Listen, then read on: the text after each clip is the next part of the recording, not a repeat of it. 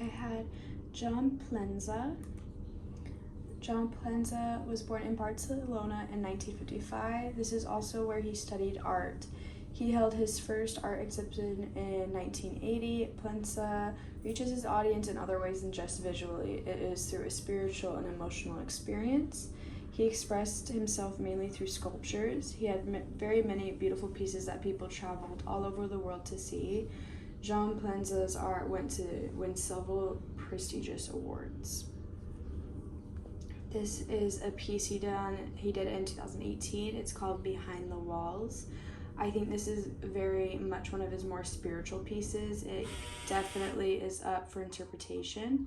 I love the way that the hands are covering the eyes almost as if they're not really fully awake or aware of their full surroundings or what their environment is like, or almost like they are choosing not to. I kind of view it as like the head is society and the government are the hands. The Alchemist is a piece he did in 2010. I really like the detail in the numbers and the metal sheets he used, and he did a welding effect on this with bending all the numbers together. I really like the fact that it's hollow and that you can see through it. I really enjoy that there's both numbers and a few letters in there and symbols. It really is just like what's going on in a human's brain all the time.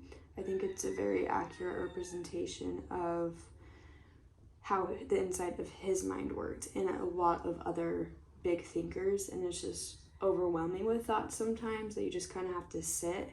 I like how the body is just sitting down, holding the knees to chest, almost like just letting the thoughts swallow them whole almost.